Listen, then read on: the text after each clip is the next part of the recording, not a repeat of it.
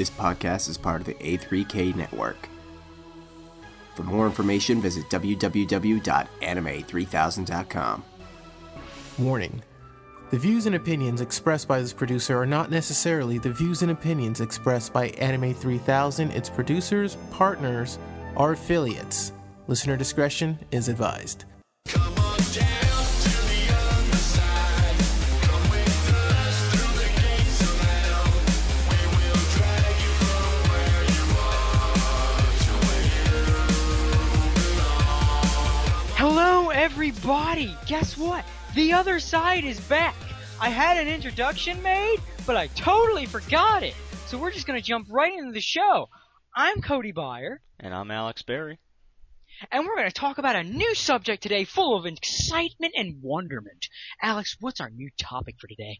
Well, Cody, I know how much you like comics and all that stupid crap, so I thought we'd talk about a very specific kind of comic that you can find on the internet.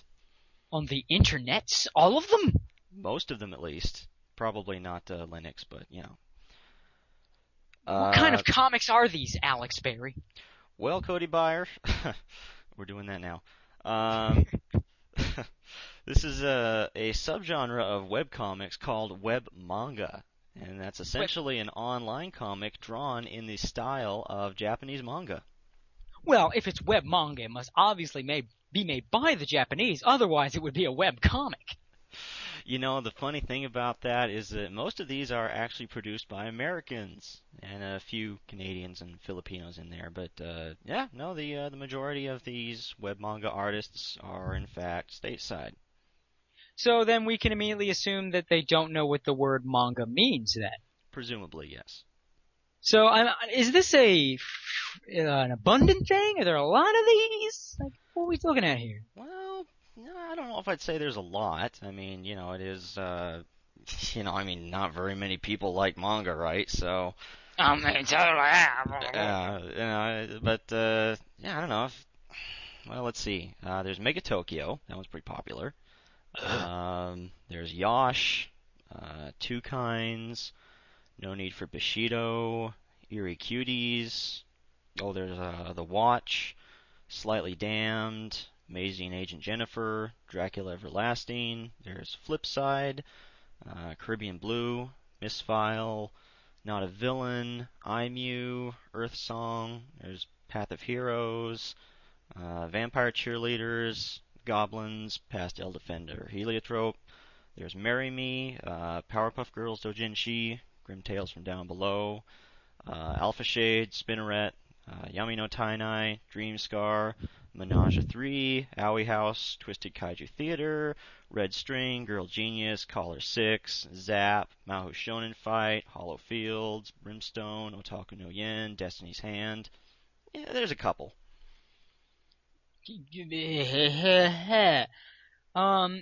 That's quite a bit. Yeah, I suppose. I'm assuming that's not all of them. No, that's a partial list. Yes. So this is an epidemic, I guess we could say. I would like to first address a little qualm. It's not web manga. Stop all you people out there saying, it's an online manga. It's not a manga. A manga is nothing more than a term given to differentiate comics from Japan from comics made elsewhere, because comics from Japan are similar in many ways and different from comics made elsewhere. But they are still comics. The only way to make a manga is to go to Japan and produce a comic there. That is it. If you are making a comic and you are an American, you are making a comic. You are not making a manga. Nothing you do will make it a manga, no matter how anime, weeaboo, fucky, big eyes, motherfucking bullshit you put in there. You are not making, and you will never be making, a manga. But it's manga style. The characters have brightly rainbow-colored hair and the big eyes and huge swords a lot of times, and there's cat girls, so why wouldn't that be a manga? That would be a manga-styled comic. Ah, I see what you're saying. Yes, see, that is what is known to people that don't suffer from severe learning disabilities. Now these things are this is a bit of an epidemic, and also in that they are universally bad. I don't think there's any good ones. I don't think there's a single web manga that isn't garbage. I mean, can you think of one? I honestly can't. I can't think of any. There might be like a few that have anime-ish things in their style, but of all, and there are few, to be honest, good web comics out there. There's a handful. But I can't. Yeah, there's enough that you can't hate web comics in and of themselves. There's enough good ones out there, but I can't think of any of them that are so balls to the wall anime that are any good. Not off the top of my head. And I think it's that there is, and this ties into what we talked about last time, like with stuff like panty and stocking. There's this inherent thing where if you try to copy someone else and you try to reference other things, you will not make something good. You cannot create quality by trying to imitate quality. In fact, just the opposite. In fact, you will often a quality work will lead to an epidemic of poor quality copycats. Case in point, look what happened with Sephiroth in Final Fantasy VII. Now let's take away all the bullshit with the fans and the hype and all that stuff. Take away the pop. Just look at it as a product. Final Fantasy VII was a good game, and Sephiroth was a very good villain. Not the best in the world, but he was very good at what he did, which was being the antagonist. So what you had there was a character that exploded in popularity. So what happened? Imitator after imitator after imitator. So now, because of Sephiroth, of no fault of the creator's own and of the character's own, now you have this mass of silver-haired, low-key characters with big swords. You can't really hate Sephiroth for that. You know, it's not like, you know, this was all part of some plan. It just happened. But no imitator of Sephiroth has been good. Even like Final Fantasy villains that followed. Now, I'm not saying they were all bad, but you could tell when Sephiroth was being channeled and it hurt the character. Especially look at Kuja. Like, let's try to make another silver-haired villain, but let's make him more effeminate. Backfired big time. Yeah. More effeminate than Sephiroth is just not a good recipe for anything, really. Yeah, Sephiroth has that nice little... He balances nicely on that line, you know what I mean? He's a pretty boy, but they have a reason for it. He's not just randomly pretty. He's supposed to be, like, perfect. So perfect it's creepy. Like, he's so better than everybody, so above everything's creepy. And that works, you know what I mean? Yeah. Like, this kind of, like soulless Adonis, like, he's just so above everything. They even made it in the movie so he'll never blink, and that was a nice touch. So it was there's this purpose to this character. There's a direction. And when you have a direction with something, it helps with the quality. When you just copy things without learning from the direction, it hurts. And that's what happens a lot with web manga. They're just copying anime tropes and anime style, and there's no direction or creativity. It's just, I like anime, I want to make anime too. Well, this is true, and I want to back that up for a second and say that, you know, when you copy anime, I mean, that's a very dangerous prospect, because what is anime? How do you define anime as a genre of entertainment? Well, it's not really a genre, and that's the mistake a lot of people make. It's a medium. Okay, well, fair enough. And yeah, but and I think a lot of anime fans don't realize that. Mm-hmm. And so they copy a lot of these things they see in various animes, not really realizing that, you know, anime isn't one umbrella so much as it's another method of storytelling. Mm-hmm. Now, granted, it's brought us some of the best stories out there, but that's due to other factors, largely the larger amount of creative control they have in Japan versus here. Mm-hmm. But it's not it's like, all we would have to do to be as good as anime was have more creative control. It's not something that's inherent to anime. It's not, you know, something that's categorically anime. Yeah. It's just, that's another way to tell a story. Yeah, but And I think going with you said, a lot of people don't get that. And, you know, what is anime? There's no answer to that question. So when you try to copy, you know what it's like? Just real quick. It's anyone who's seen Ghost in the Shell standalone complex. It's a standalone complex. It's copies without an original. There is no genre of anime. There is no one pool of things to pull from anime. So they are trying to make a copy that does not have an original. What we have here is a real life standalone complex. Ooh, Wrap your brain around that one. eerie. Eerie indeed. Now, admittedly, if you take the whole of anime, or at least what has been released in America and become mainstream over here, and you distill it down, you can find certain overarching themes and concepts that reappear a lot. But if you try to draw from those when you are making your quote-unquote manga, you're basically just drawing from a pool of tropes and conventions that aren't necessarily indicative of quality in and of themselves. Right. have You're just to- you're just doing it because they did it. Yeah. You're not doing it because it worked. You're just doing it because they did it. You know, And it's, that feminine is- pretty that is a- boys. You know, like you said with Sephiroth. You know, somebody does something right, and then everybody tries to copy it. Well, you know, we've got a bunch of people stateside who are filling up their little comics with a bunch of pretty boys and spiky hair and possibly huge swords and all this crap that they think, oh well, this was in my favorite show, so you know, if I put that in my creation, then it's gonna copy the quality of what I enjoy. Yeah, and if you're going to be, and there's nothing wrong with being inspired by what you like, No.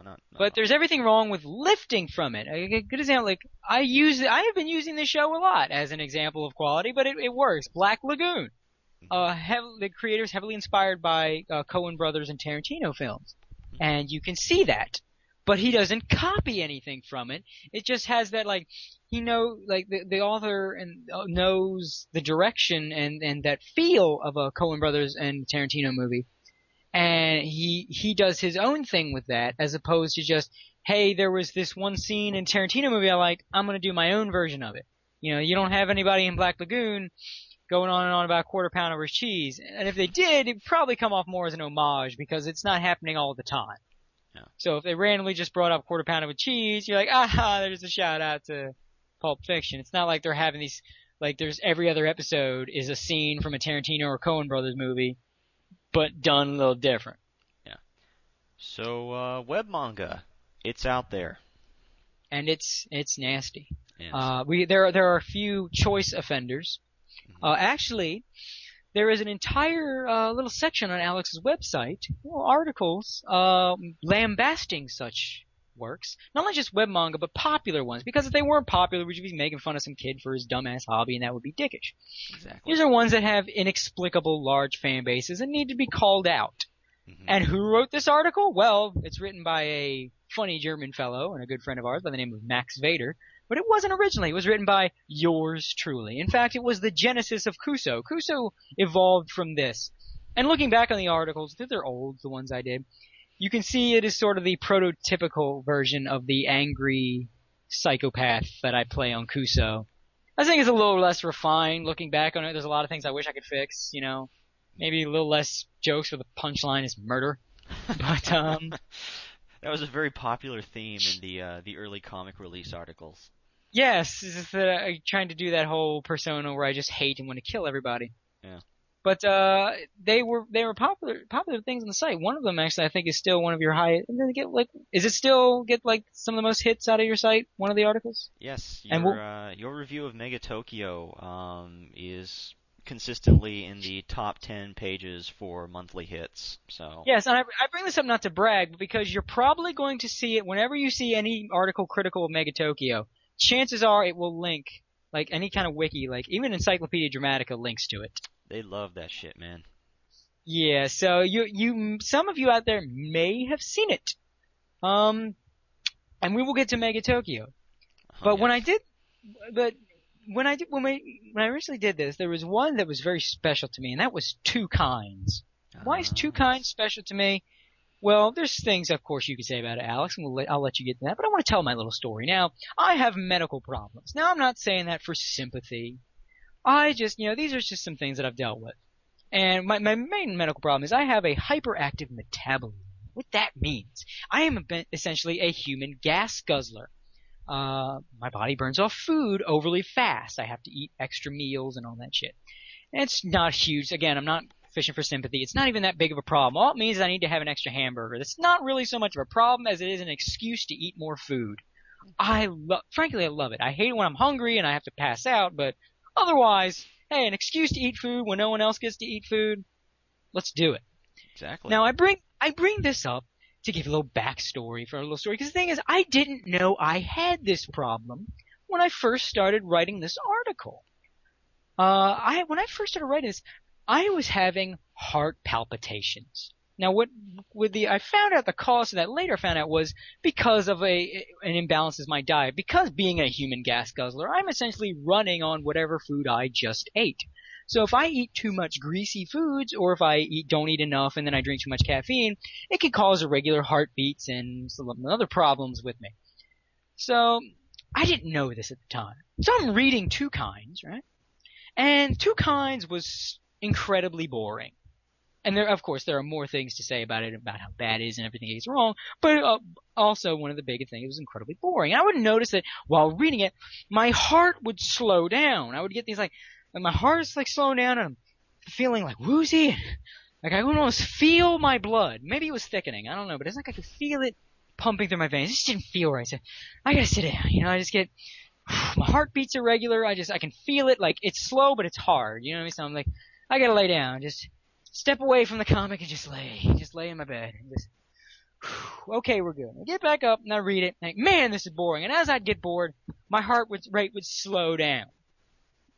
Now, I knew obviously there was another reason for this, but I couldn't help but think that it was because of the comic. Like, you know how when something's exciting, you get your heart racing? Like, maybe this was so goddamn boring that it was having the opposite effect and slowing my heart rate down. So I thought, could this potentially bore me to death? Is it, like, am I staring at the actual physical possibility of being bored to death? Well, you heard it here, folks. Two Kinds is so bad, it might actually kill you. Yes, indeed. Now, again, later on I found out the cause, and that has never happened again. But the coincidence is just too delicious to ignore. Yeah. Because I wasn't having that problem all day. And then I'm reading Two Kinds, and all of a sudden, boom, boom, boom, boom, boom, boom. And then when I step away from Two Kinds, all of a sudden I'm fine. It's hard not to see the connection. So now that I've told my little anecdote, Alex, you know a little bit about Two Kinds. Tell the folks a little bit about Two Kinds and the overall. Well, there is an elephant in the room with Two Kinds, and I think you would be the best man to describe it. Because I would go off, you know me, I'm going to go off on this tangent and this tangent. I'm going to start thinking about this, and I'm going to start examining it as an artist and as a writer and then as the audience. But you're more of a succinct kind of guy. Be succinct, Alex. Tell us succinctly, what's wrong with Two Kinds? Two Kinds is furry porn. Good night, folks. Da-da-da-da-da-da. Yep. Care to expand a little bit?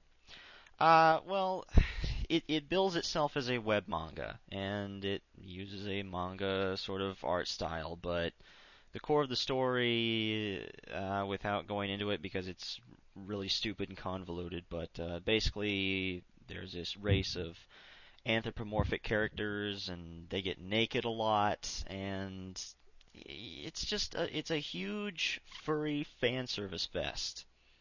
That's all Two Kinds is. I mean, everything else is just kind of an excuse, and it makes me mad that people take this seriously. Well, I wouldn't say it's all that, because you're missing the deliciously stupid storyline, and I'm not going to get into it because it is stupid as hell. But there's a couple things that I want to bring up. First of all, again, what he said with the fan service. Now, the main character is a human, and it has the whole thing. He used to be evil and super powerful, and stuff happened. I don't give a shit. No one gives a shit. None of you give a shit. But the storyline of this thing's stupid. Mm-hmm. But he falls in love with this slave girl, cat girl. Cat girls all over the place in this thing. In fact, 90% of this race, what do they call, like, Keters? Something, K something. That are like these anthropomorphic people. Like 90% of them are women, but then they have this other race of other anthropomorphic people, but they're different because they're less cute. They're mostly guys. Yeah. They're mostly guys. And then the one that's not has like a total dog face, like total balls to the wall furry. Not like anime, because anime cat girl anthropomorphism is like totally furry because there's human, like emphasis on human traits. But then, like, we start adding these other characters that are more and more furry. One has a total dog face. Now, again, I'm not against anthropomorphism, nor do I believe that it is inherently furry. I grew up in the 90s. I primarily watched Disney and Don Bluth stuff. Animal people all over the place. I like the aesthetic. It's in fact one of my favorites because it pops. It's very different than when people look human, and you have a variety of creative directions you can take it. A variety of things you can do with it. How animal do they look? How are you going to do this and this? And there's all kinds of differences in it. It works very well as an artistic standpoint. In fact, I'm working on a comic project right now. Will go online soon. That is very much based on the stuff I grew up with, so it has an anthropomorphic cast. And I think what separates furry from just something with anthropomorphic characters is is there a point to them being animals? And B, how are you using it? Are you using it like as wish fulfillment in either sexuality or some kind of I want to live it as an animal kind of thing? Or are you using it for, porn? Is there a point? No, granted with some of the Disney stuff there wasn't much of a point, but it never came off as this is my fantasy world of animal people. And I think you can usually tell, are they the animals that they are and the designs that they have, if there isn't a point to them being animals. If this isn't they're not actually supposed to be animals, or there's no, these animals are a race or whatever, if they're not doing that, does the animal they are contribute to their design in any way? Or are they just randomly this animal? Because if it's the latter, it's probably furry. If there's a reason, just think of it, just think off the top of your head a show from the Disney afternoon that had anthropomorphic characters, right? Now think of the animals that they were. Was there a theme to it? Was most of the main characters this kind of animal? Was there a reason that they were the animal? Generally, if not inherently, there was some other secondary reason. So there was a point to the anthropomorphism. Whereas a furry comic will have no. Now you could say, well, doesn't two kinds have a point? Yes, there is, but then that goes to the second qualifier of wish fulfillment. And what we have here is a whole lot of animal people getting naked, or close to it. In fact, this main girl seems to have an on-again, off-again sense of shame. Yes. For a while she'll just be naked, just tra-la-la, I'm naked. Which first of all, why would that? On the one hand, why would it be a problem? Because she's got fur and it's covering nipples and shit like that. But on the other hand, it's you're still very human shaped. You should probably still cover something. Yeah. And that's kind of like wearing a skin tight leotard when you're walking through the mall. Yeah. You might want to be a little more modest. But then she'll find, let them naked, tra-la-la-la-la-la, and all of a sudden, oh no, don't look at my boobs! Well, I've been looking at them for the last 3 chapters. I don't know what changed here. We're in a bath. You're the same as I saw you down at the market. Yeah. Naked. So, Actually, nudity is actually a plot point. I just want to bring this up. Nudity is a plot point at one point. Yeah. Because this one girl, the dog, total dog face. Which, by the way, again, not against the total anthropomorphism, but you need to be consistent. Either they look like people, or they look like animals. Otherwise, you're just doing your different flavors of furry. And of course, it can depend on how you depict anthropomorphic characters. I direct your attention to a lot of Disney stuff where, cuter characters would look more human. And that works, to an extent. But it's not what they're doing here.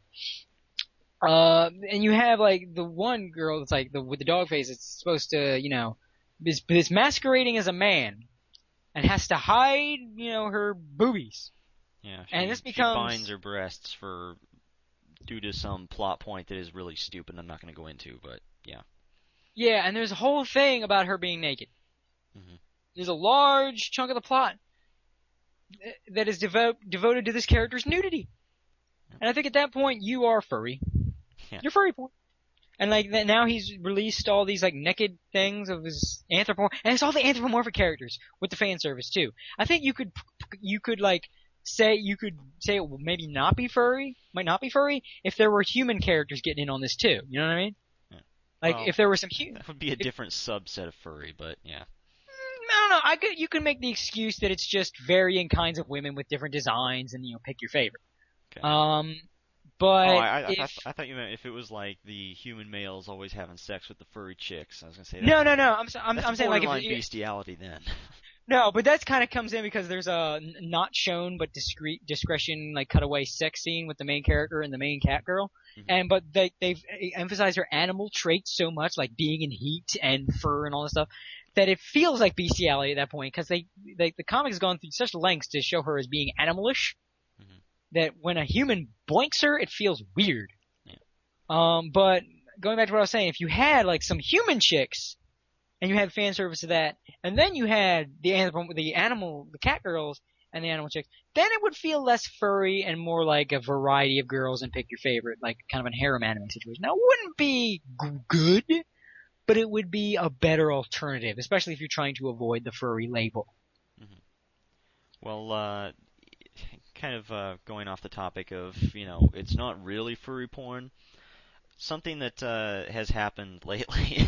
I just want to go into this because I think this is really funny. The author of this comic, Tom Fishbach, or I was going to call him Tom. Yeah. He released artwork of the characters for a while, like voting incentives and just pieces on his DeviantArt account or whatever. And the furry fan base took these images, because they were all of the anthropomorphic characters, and so Of course. the furries, of course, took these and they photoshopped naughty bits onto the characters, nipples and vaginas and all that. But of course. Yeah. So rather than getting all upset, he was basically like, "Oh, you guys." And so now he has this tendency to periodically release pieces of artwork of the characters that are in incredibly sexually explicit poses. Oh yeah, I But remember those. though they've gotten worse, man. Like there's Oh one really? where they'll have like there's one with the tiger chick like laying on her back, just like spread eagle, like right in front of the camera. But it's blank. It's like Barbie doll nudity. Yeah. But the fans, every time they take these and then they Photoshop okay, I think it's the fans. It's supposedly fans of the comic, and he's not doing this himself. But whether or not he's actually behind the quote unquote photoshopped images, he's basically just making furry porn at this point. It's do it yourself furry porn. It's some assembly required furry porn. It's incomplete furry porn. Exactly. He's like, okay, here's this. I drew everything. Now you just Photoshop a slit in there and you'll be done. It's like when you get a playset as a kid and it comes with the stickers. You put the Exactly. stickers on the playset. Yeah. Exactly. And then you just have to buy those separately. Yeah, But exactly. So it's I think obvious what these are supposed to be used for. Like there is no other conceivable reason that he would draw the character sitting spread eagle facing the camera like that.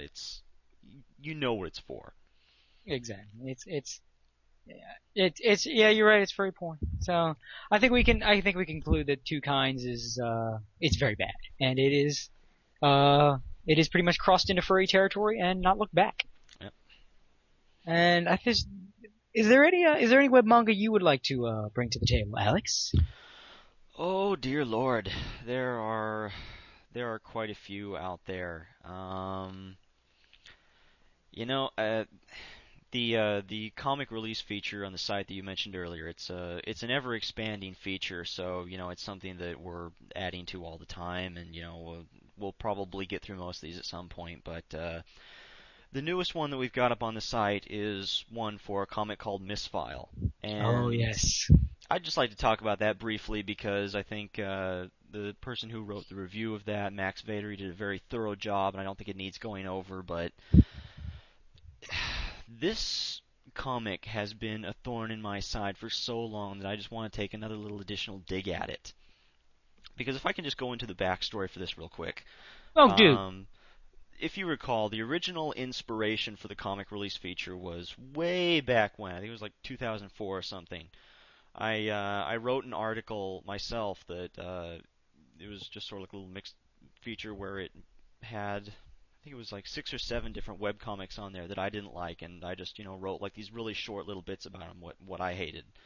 And the article itself was pretty crappy. I ended up taking it down, but a couple of people saw it and they're like, "Oh, this was kind of an interesting idea." And then you said, I'd like to do something with this, maybe turn it into a regular feature, and I was like, okay, and that's how Comic Release was born.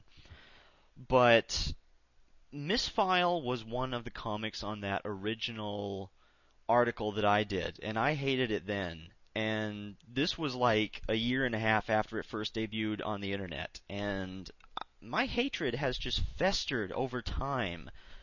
And it was so cathartic to see it finally make it onto the site properly when the review was uploaded just recently. But it's a piece of garbage. I'm sorry, I know that's not very eloquent, but basically, That's more the kind of thing I would use to describe something.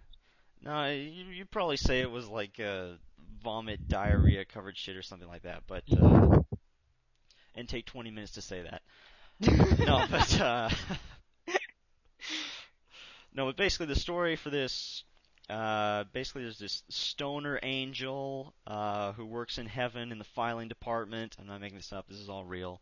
And he makes a clerical error, and so this guy becomes a girl, and this other girl becomes a younger girl, but nobody knows that they used to be a different way, and so he comes down to Earth, and there's wacky hijinks as they try to get in touch with their new selves.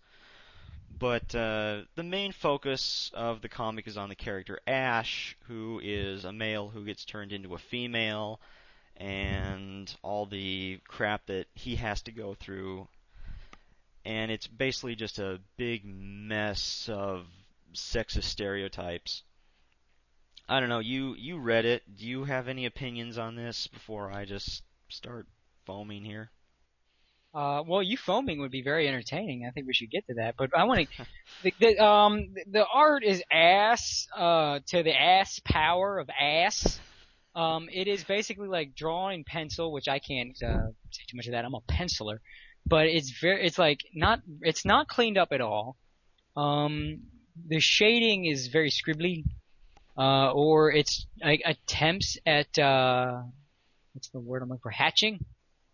And which is basically when you shade something or texture something with a series of parallel lines, which is not as hard as it sounds to do. So when you fuck up hatching, I mean, it's basically just like I said, it's like if you've ever colored in something and everybody knows it's like to color in something. You know how you move your hand one way and then back the other way? Imagine if you raised your crayon or pencil off the page when you went back the other way. That's pretty much how you hatch. It's pretty simple to do. This guy can't. I don't think he can figure out how to adjust, how dark something is, how light something is, anything like that. But his art seems to have gotten worse over the years, like notably. Art like de-evolution. Yeah, it's like he's tried to evolve his style, but he went backwards. Like Well, he's trying to be like less anime, but then he went to a different anime kind of style, and it looks more like ass. He was actually doing better when he was just ripping off big eyes, small mouth bullshit. yeah. Well, the art style got lazy, basically, using a lot more, basic geometric shapes, less detail. I mean, it happens to an extent with a lot of authors I've seen, even professionals, but this is really sort of like a textbook example of an artist just getting really lazy over time. Yeah, and there's a lot, and I really recommend people read the article that Max wrote, because he really got into because he studies philosophy, and he really got into the ramifications of the whole concept of because of the logic of because of a clerical error, you're now someone totally different. Mm-hmm. And then, how it affects your sense of self and who you are and all that stuff. And just how, this comic, seems to pretend that these real implications don't exist, and instead it's wacky boob hijinks. And then the idea that he can't lift something he could easily lift as a guy just because he's a girl now. That he can't push a pedal as hard, I think was the one I was... Basically, it's just like, this is a guy that he's probably never met a real woman, doesn't know how to write one, doesn't know what they're like at all. Yeah. Okay, women by default are physically weaker than men. This is true. Not by that much. No. Usually it's just more generally accepted for a man to get physically stronger. But a woman can too. And usually, and if you're just an average dude, and you've become just an average woman, you're not going to get that big of a drop in strength. Yeah. At all. So that's, and like the whole lesbian thing, because, you know, lesbians are hot. And what dictates all this other little stuff? Like, what dictates the breast size and what that the guy gets when he kind of goes from guy to girl? You know, how does, you know, what are the implications of all this? There had to have been things in his life that were affected solely because he was a guy. How did that change? Oh, we're just gonna make, oh, lol, I have boobs now. Shit, okay, cool, whatever. Yeah. You have a dumb premise, you have unlikable, almost scummy characters and scummy writing, and it looks like ass. And yet this guy makes money from it. That's the saddest part. Well, that's another thing, and I actually I knew that he had an income from the comic. I didn't know this until I was doing research for the article, but he doesn't actually have any other job. He just This is that- his job.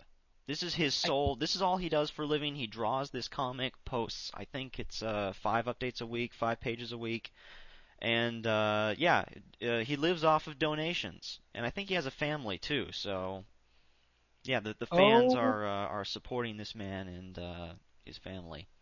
Wait a minute. Someone married that thing?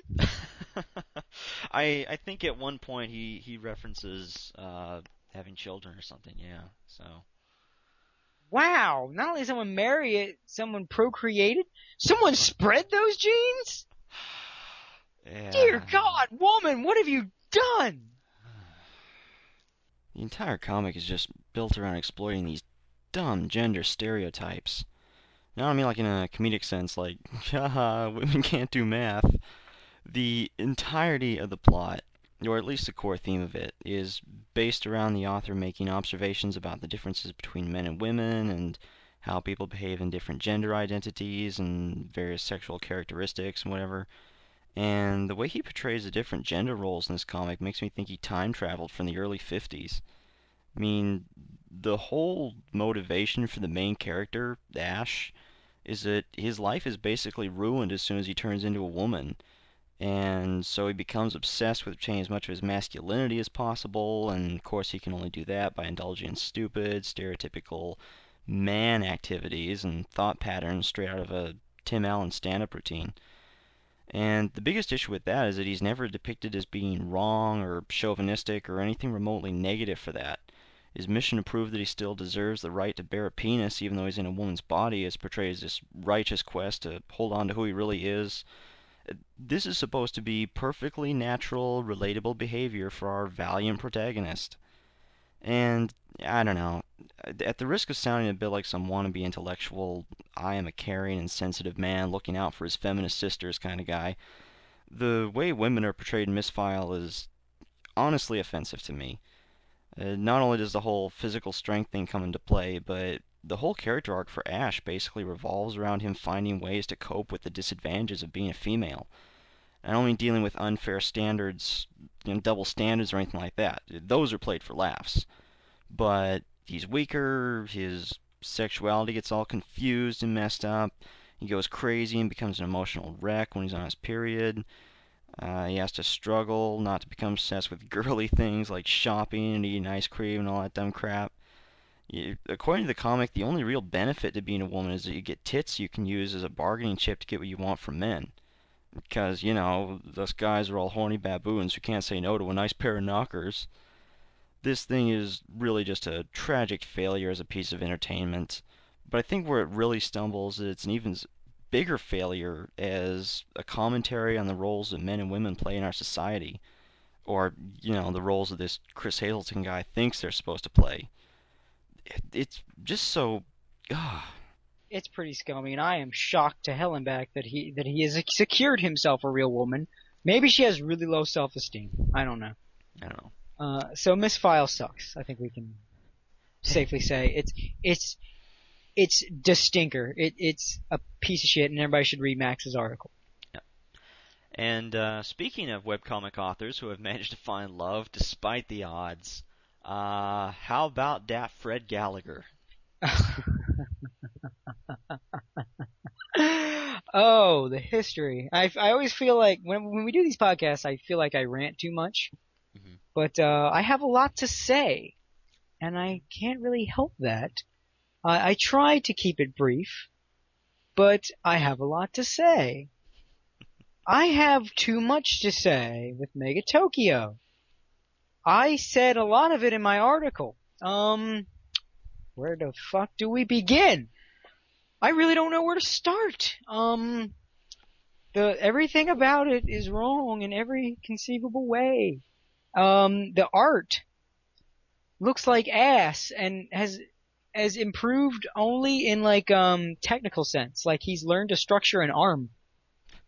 He has not learned how the human body works, and he is sticking to this art style that looks like he draws everybody fucking identical to the point where you literally can't keep track. You can't keep track of his characters, especially because now he's taken to being more trendy and more like a fashion designer.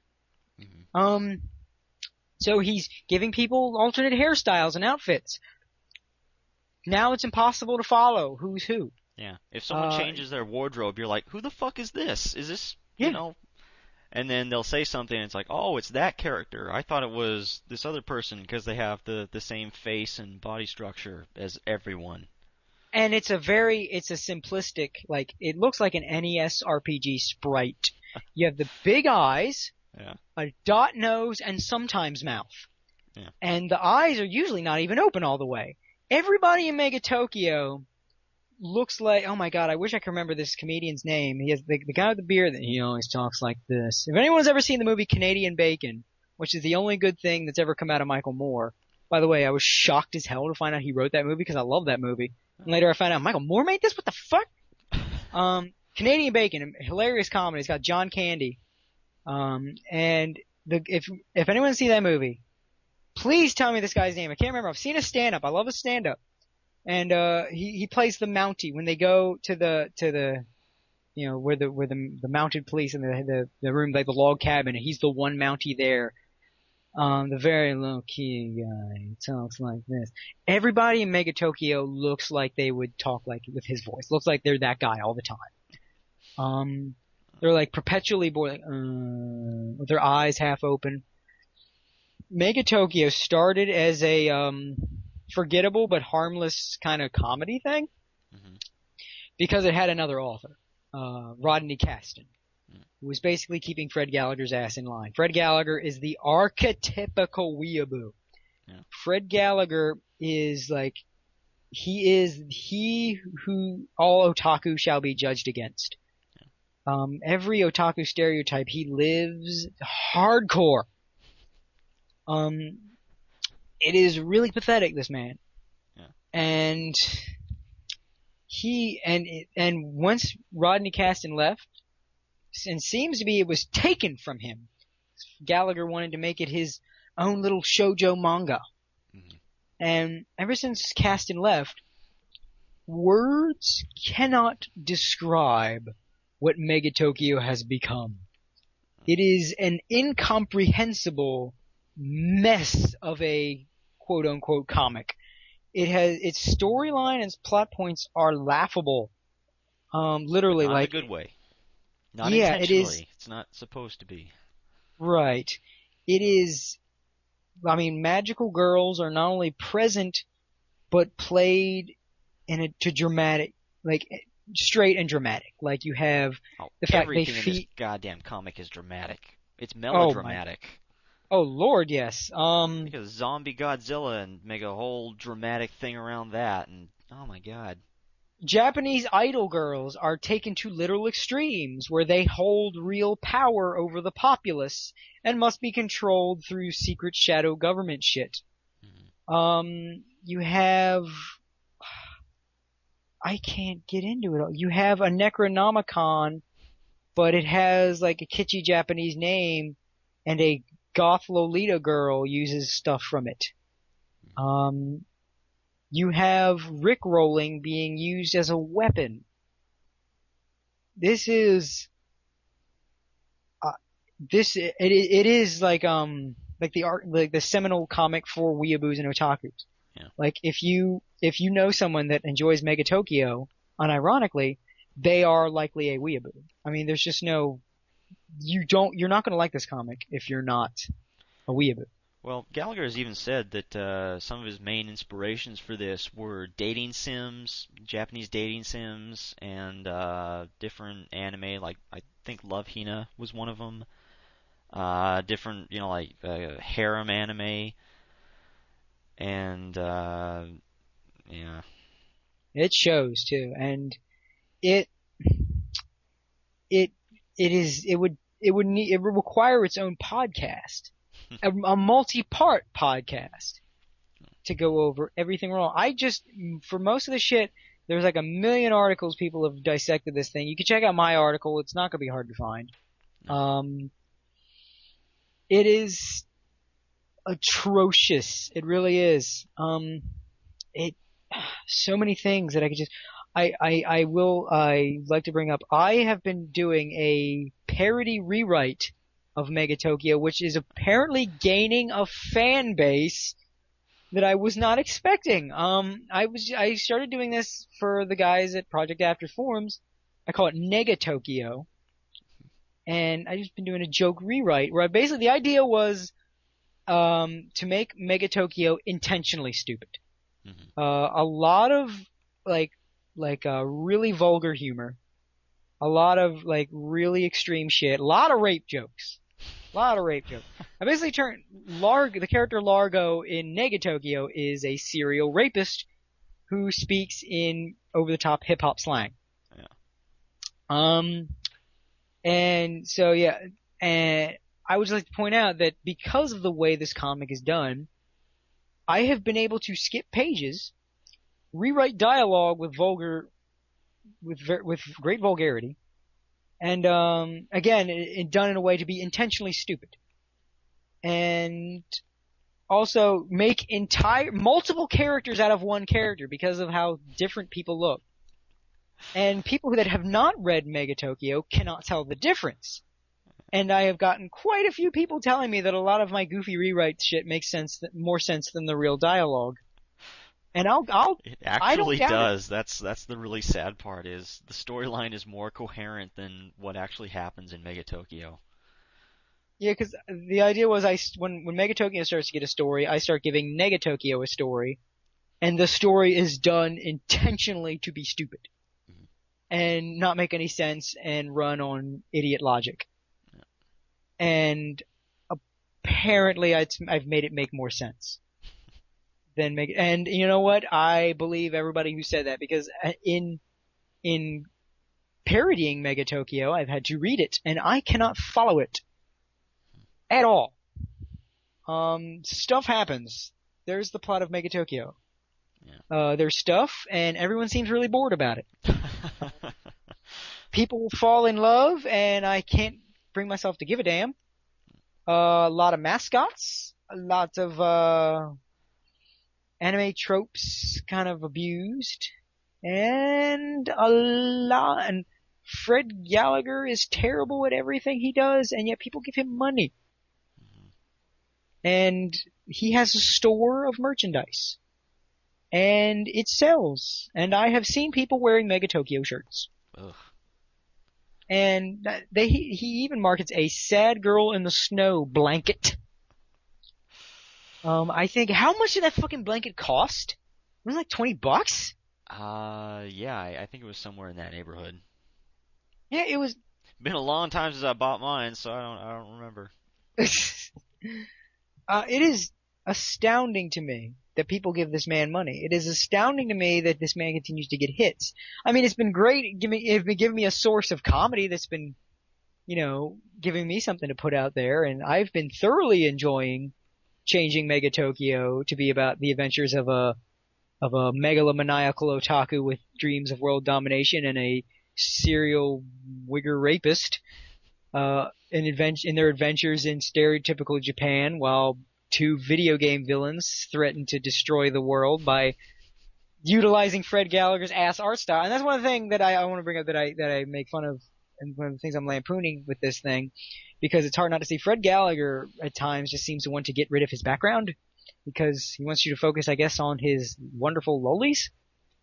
And a lot of people just seem to end up in a white void a lot. Yeah. And then as things go on, they tend to be covered in scribble. Now, more recent comics are so scribbly. Like, if anyone's wearing a shirt with texture, Gallagher decides to convey this texture by venting his Parkinson's disease on a piece of paper. Some of it is just like, remember one time I peeked in to get a page to make fun of from Negatokyo, and I couldn't help but notice that the page on the front page was not finished. Yeah. And the bottom panel was just a mess of scribble scrabble. It was a work in progress. You could kind of see shapes in there, but it was like, I think, what is that, a rabbit on a giant cock, and I think I see a dragon, and that looks like the Super Mario Brothers. Is that the Super Mario Brothers? There's a real bad habit of posting work in progress pages with a note like, "Oh, I'll finish this later. I just didn't want to miss the update." You know, no, finish the fucking thing. It would have taken you an extra 10 minutes. Just finish the goddamn page, Fred. And it would have. I mean, I draw. I can attest to the people out there. Now, It's not like he inks it. It's not like he colors it. It's not like... Exactly. It's all you know. pencil. And I can shed a little insight of this. I do pencils.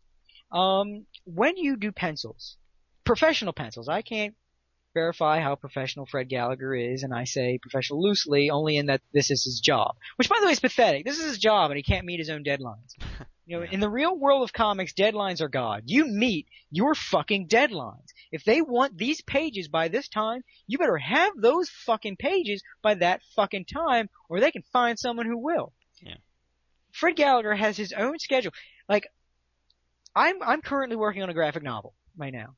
I don't know when it's going to be out on Source Shelf, but I'm currently working on a graphic novel. I can test that it takes, when I sit down to work on a page, it takes about 8 hours. And it's not published yet, so I don't have the kind of strict deadlines. But I still try to work as if I did, so when they do start imposing deadlines, it won't be a problem. Now, generally what they will usually ask you for in terms of comic deadlines is generally you want a page a day. It should take you a month to do a 20 to 30 page comic. So it's generally a page a day, and give yourself a few days off.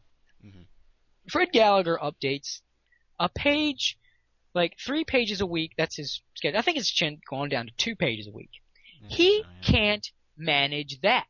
This is a man that draws with less detail than I do, less detail than types like Todd McFarlane and Jim Lee. And these people can churn out a page a day. Now, when you do a comic page, this is generally how you professionally do it. You lay out your panels. You figure out how your panel layout's going to be, and you do the outline of your panels. Then you do like a rough sketches. Now, these are often done in what's called non-photo blue, where you take it's a very light blue coloring pencil, like it's a pencil, but it's erasable, but it writes in a very light blue. Now, what the purpose of this is, it doesn't show up on a scanner. Well, she'll show up a little bit, but it's because it's so light, it won't show up as much. It's very easy to get rid of if it's still there. If you notice, if you look at any professional comic art board that comic pages are drawn on, you'll see that the outlines are done in this light blue. That's non-photo blue. It's so the outlines won't show up as much on a scanner. You generally do the sketch. It's a rough sketch, a lot of scratchiness. Some people don't do it in non-photo blue. They'll do it in the regular pencil, and they'll erase. Because what you do after the rough sketch, you start adding fine lines. And this is I'm where learning you also... so much about comic making right now. Yes, and in turn, you also learn how pathetic Fred Gallagher is. There you You go. see, after that, you do the fine lines. Now, the fine lines, basically, you just trace over what you've done, and this is where you start adding texture detail. Like, if you've ever seen comic and you see, like, a tree, and it'll have all these little lines to represent that it's full of leaves, because you're not going to draw every individual leaf. You have to create an illusion. So this is where you draw a lot of your textures, a lot of your shadows. Like, have you ever seen, like, little hatchings on the side to represent a hard shadow, but not, like, so hard that it's black? Those are done in this stage. It's either two, not counting the panel layout, because that takes like a couple of minutes. Generally, these two stages, if you're going to draw it well with a large amount of detail, right? If you're going to be anatomically correct, with realistic details, and anatomy is going to be more true to life as opposed to something more cartoony. If it's going to be true to life, this will generally take you it's a work day. It'll take you about 4 hours for the sketchy part, 4 hours for the hard lines. Maybe a little less for the sketchy part, a little more for the hard lines, but generally that's the amount of time it takes, because it takes a longer for the sketchy part because you're mapping out the image from scratch. So you're figuring out what the pose is going to be, what the camera angle is going to be. You're figuring out the image, and then when you do the hard lines, you're just finishing it up. You're touching it up. So it takes about 8 hours. Now, if this is your job, 8 hours is fine. You do 8 hours a day. That shouldn't be too hard. Fred Gallagher does not draw with realistic detail. He is not Todd McFarlane. Fred Gallagher, all his details boil down to simplistic lines, scribbles, and that's it. He scribbles onto simple dolls. That does not... I could draw a Fred Gallagher page in, let's say, in his newer stuff, 4 hours. Most of that would be spent scribbling. So the fact that this man cannot meet a 2-page-a-week deadline is coming from someone who's been busting his balls in the comics industry and converses with people who are already in the comics industry. That is pathetic. And he should be ashamed of himself. And that is why he will never be anything other than a niche piece of shit. Because he cannot step up to the big boys. If he thinks and he is a catty motherfucker. This is a man that cannot take criticism. If he heard this podcast, chances are he'd throw a butthurt pitch fit. But this is a guy, and he is hard pressed to compliment people. There are many stories of like his appearances in artist alleys where he has met artists much better than him, and he has criticized them. He would not last a day if he went to a real Comic-Con. That's why he mainly goes to anime conventions. If he went to a real comic convention, he would be eaten alive and spat out by the people who actually know what they're doing in this field. Yep.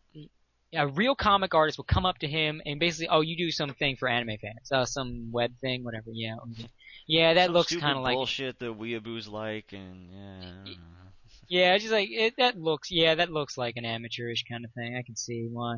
Like, oh, you're published. Oh, that's surprising. And $10 says he went to like someone from Image Comics and told him he was published.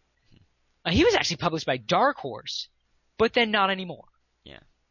I can't help but think there's a reason why. He was published, and he's published by his popularity, let's be honest.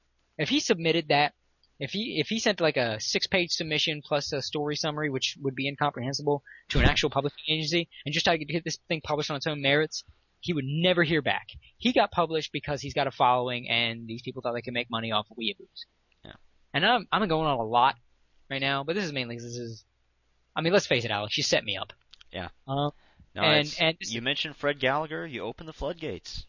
Yeah, and this is kind of getting into the realm in which I am dedicating my life, which is comics. And Fred Gallagher doesn't deserve an ounce of his popularity. Nope.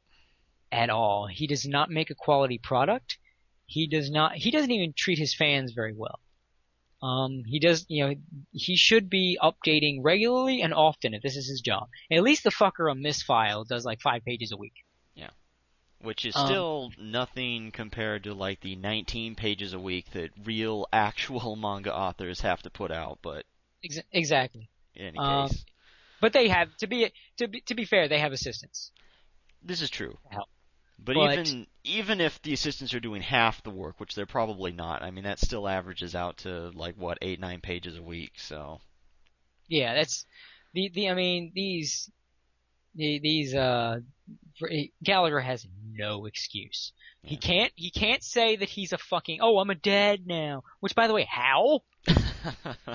That kid, I'm gonna tell you right now, I wouldn't say I feel sorry for that kid, but I don't. That kid is gonna walk all over him and just own that house. You know what's gonna happen? That kid's going through adolescence, find out he can kick his dad's ass, and he ain't gonna listen to shit. I actually don't think he'll grow up to be an undisciplined adolescent. Actually, I think his father will be such an example of what I don't want to be when I grow up, that it will keep that kid in line. Yeah, he's gonna grow up and be president, man.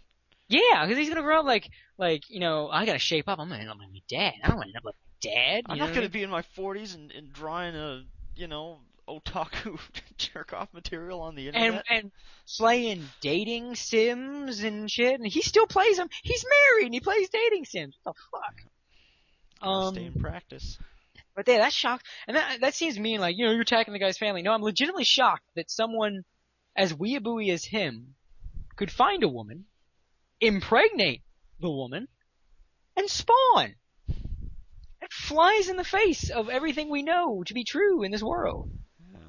Well, one more webcomic I'd like to discuss really quick, and don't need to spend a lot of time talking about it because I don't want to talk about it for a long time anyway. It's just basically just a piece of garbage to me. You familiar with Owie House? Or Owie House? Oh, I'm familiar. I've seen it in bookstores a couple times. Isn't it like anime like styled sorority, pretty much? Basically, well, I don't know. Here, let's let Wikipedia tell us a little bit about this. Owie House is a harem original English language, OEL, that actually has its own acronym. Manga series written by Adam Arnold with art by Shie, published by Seven Seas Entertainment. The story follows the misadventures of two down-on-their-luck college guys named Alex Roberts and Sandy Grayson, who are thrown out of their college dorm and join an anime club dominated by crazed yaoi fangirls. And that summary actually does a really good job of describing the comic, because that's pretty much all there is to it. It's just bullshit misadventures with these stereotypical kind of loser guys and all these crazy anime chicks, and each one of them represents a different archetype, that's common in anime and manga. Like, you got the hyperactive moe girl, you've got like the bitchy, probably a lesbian girl, like the untouchable hot girl. I mean, they're all there, every single one of them. But I encourage our listeners to find Owie House and just read through the first, maybe 10, 15 pages. Even in that much, you'll find pretty much every stereotypical, overused anime convention, all of them just crammed the hell in there. I mean, it is relentless how shameful this thing is in just exploiting. It's like, it's anime on steroids. Yes, I mean a lot of just about every stereotypical anime thing down is super deformed, and the reactionary stuff. You got cat shit, nyas, and every gratuitous anime butt facial shots. expression, Yeah. Every sort of, even just traditional conventions with like the sound effects and the reaction shots and the way it's structured. It's just Even the shape of the speech bubbles. exactly. The speech bubbles are even structured vertically, which is unnecessary. That's done because the Japanese writing is generally vertical in manga. And you don't need to copy that. You don't need to make it look like it was fucking translated from Japanese when it wasn't. Yeah. I mean that again, the reason they do that is because that's their language. Our language tends to be horizontal, so you would make your speech bubbles horizontal. Yeah.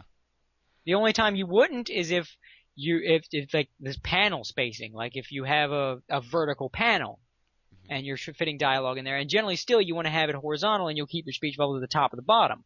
Yeah. There's no generally such don't excuse want for that here. It's just, it's a stylistic thing, Oh, this will look more manga-y if I do it this way.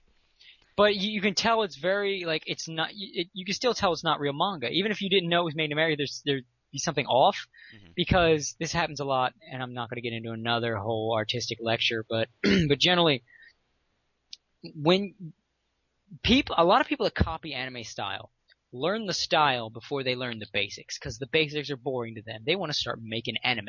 Yeah. So perspective, proportion, things like foreshortening, things like general body structures. I'm willing to bet most of this is not drawn using what's called a skeleton, which used to map out the length of each body part and their position and everything like that. There is, things are very awkward. Hands are a big sign. Someone that has learned to draw can draw hands. Someone that has studied anatomy in the human body can usually draw a hand. When the hands look awkward, that's usually a sign. Elbows are also a sign. A curled arm is also often a very good sign of someone that has not learned anatomy. Usually they won't know where to put the overlapping line to show that one part of the arm is in front of the other. And they won't know, again, it's a matter of foreshortening, so they wouldn't know what part to make shorter, thinner, and closer to the viewer. So it comes off as very flat and stiff and unnatural and almost like an Egyptian cave painting. Yeah. And there's a lot of that here. Like, you can tell they learned the anime art style before they learned the basics. You can tell there is not a lot of structuring here. It's just like, okay, this is the way anime shapes a cheek. This is where anime puts the eyes. This is where anime makes this go. It's not, this is where this is on the human body. Yeah. And you can definitely see a lot of that here. It's even done right to left. Yeah. Exactly. I was going to bring that up. It's purposely flipped, even though, again, they do that in Japan because, they read from right to left, whereas, we go left to right, so it's backwards. But, I really think that this is a good, if you want to discuss web manga, just look at this comic first, because it so well encapsulates everything that is wrong with web manga in regards to people who don't know anything about how the Japanese do it and just trying to kind of emulate what they see coming over here and having no idea why they're doing any of it. They're learning the style. They're not learning. It's that thing like I said with Sephiroth. They're not learning the direction because there's a direction behind what's done in manga. They're just learning what's on the surface, and they're just trying to copy what they see, and they don't know where it's coming from, so they just end up creating a mess. Yeah, the inspiration is obvious, but look, there's a panty shot, because they got those in that anime. But and I like panty shots. Oh, there's so much ridiculously unsexy fan service in this. Oh my god. And it's one of those too where the main characters are sort of these stereotypical loser anime lovers, so you can tell that the person drawing this is from that same group, but they're kind of trying to distance themselves by making fun of it. Like, they got this weird self-loathing thing going on. Well, not only that, but there's also that thing of like, but look at all these hot chicks that are into it too. Yeah. Be like, yeah, I'm a loser guy who's 150 pounds overweight, but my characters that I draw in this comic can get ridiculously hot women, so why can't I? I'd also like to point out that even the fucking next, latest, previous, and first kind of thing for reading the comic is backwards. So the buttons to go to the previous and first comic are pointing to the right, while the ones to go to the next comic and the newest comic are pointing to the left. That confused the shit out of me the first time I ever read this. Yeah. Saw that and I'm like, wait a minute, what? Those are backwards too. What? Why? And I just got depressed. This is very much the prototypical everything. This and Mega Tokyo represent everything that's wrong with the idea of web manga, but there are so many other bad ones. I feel like we should touch on this topic again in the future. We might have to revisit it. Yes, because there are other great ones. Like I'm seeing the ad for Spinneret on the Owie House website. That one is god awful. Yeah, that needs to be discussed. Oh, that one's abysmal. Yeah, so we will be not in the next podcast. We're not going to harp on this for too long, but we're going to come back to this in the future. webmanga, because this is an epidemic. It is a plague upon mankind and the internet, and it must be explored and destroyed. Yeah. And I think we're just the people to do that. Because yeah. too many people will either kiss its ass or be too polite. Like, it's their thing, that's not my thing, but, whatever. That's because that's what we do here at the other side. We're the honest people with the sense of standards. Mm-hmm. So that is our way. It is our credo, and it is what brings us to do and read shit like this. Yep. And I think we also, at some point in the future, also need to start going over something positive. Yeah, I could use something uplifting after this. I think next time, or at least in the near future, we'll have to see what's on the pike for us folks. But look forward in the future from the guys from the other side. We're going to be gushing on something very soon. Until then, I'm Cody Baier. And I'm Alex Berry. Saying, it's comics. Not manga, comics.